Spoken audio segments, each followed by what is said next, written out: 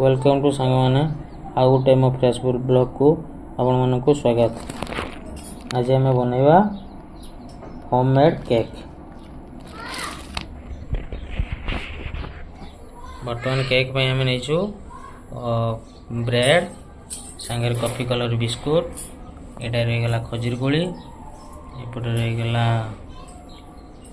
किशमिश एपटे रहीगला चेरी एपटे बादाम एपटे रहीगला आलमंड बादाम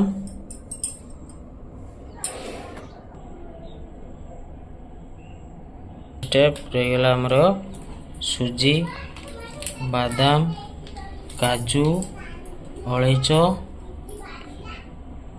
रहीगला क्षीर क्षीर को आउटा नड़िया को ग्राइंडर करा सुगार इनो संगे एटा रहीगला अमूल गोटे जिनस एटा हम दही बसा दही केकटा फुले लगी आम नहींचु बाई सोडा सब जो केकटा आम बनवा सब बर्तन ग्राइंडिंग करदे। बर्तन पड़गला आमर ब्रेड तापर पड़गला आमर कॉफी कलर बिस्कुट बर्तन पहला आमर खजूरी कोली एटा पहला आमर चेरी किशमिश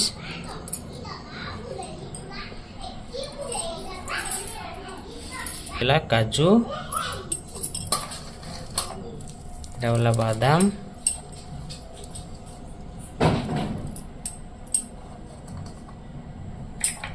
एपटे अलैच सब बर्तन ग्राइंडिंग भल भाव करदे। तापर आम केक बनैबा। नेक्स्ट पहला सुजी पहला अमूल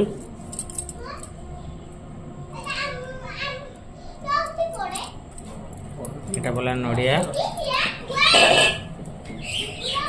एटा पहला हमर दही क्षीर बर्तमान में गले सुगार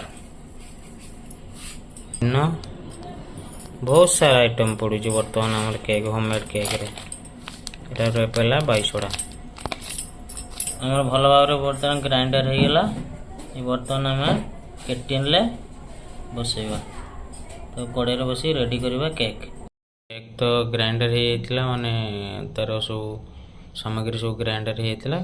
बर्तमान आम कैंटीन ले बर्तमान ए फोर पेपर गोटे नहीं गुआ घी टे पकईलु कैंटीन ले घी भलसे मरा होगला। ग्राइंडर हो रखा सामग्री सब पकईदे। बर्तमान होममेड केक रेडी करवा। बर्तमान भलसे होगला रेडी है। बर्तमान नेक्स्ट स्टेप है गार्निशिंग करवा। खाना रेडी है। बर्तमान आम कड़े बसैबा। बर्तमान कड़े आम लुण नहीं ता बेसटा बसाई। बर्तमान केक बस केक बसीगला। बर्तमान आम